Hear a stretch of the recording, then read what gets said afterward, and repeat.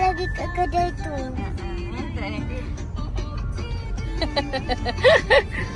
Okey lah, pergi tempat sekat. Apa jadi? Apa ini? Acupan dari Syarah.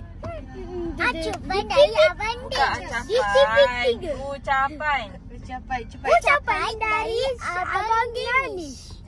Salah tinggi Selangor. Ini Selangor. Bukan. Ucapan dari anak didik ke Abang Danish. Cakaplah kami tak sabar nak jumpa.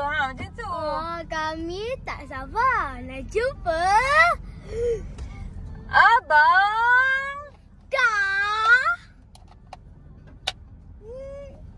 Abang Danish cakap lah. Ni. Okey, tunggu ketibaan kami cakap. Tunggu ketibaan kami di TV3. Di mana ada saya, di situ ada bahaya. Di mana ada bahaya, di situ ada saya. Sebab awak yang buat benda tu jadi. Laporan kami. Ada tak nak main takraw? Pakai sini ya?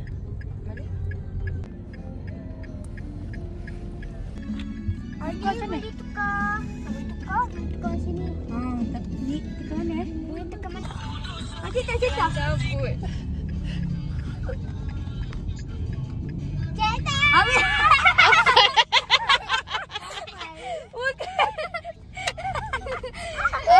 Dia sejuk je kan dia. Alamak. Balik rumah apa?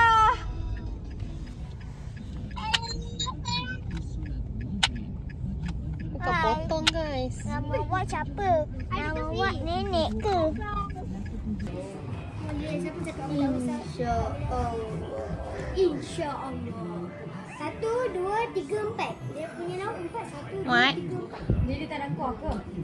Yang makan tu je. 1, 2. Jadi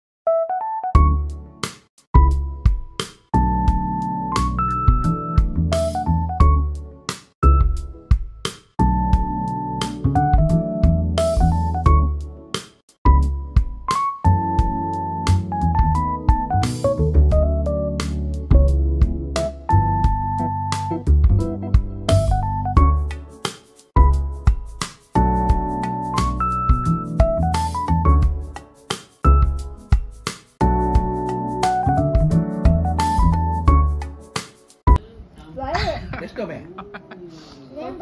Jangan bawa cepat sangat, nanti tercekik. Oh, ini tak boleh berhenti ni. 1, 2. Ni mana tinggal bekas dia seorang. 2 dah. Setiap hari dia pergi ambil. Ui, terasa ni stom dia. Ha? Didik, where are you? Nak persembahkan. Tu dia, Abang Danish dah.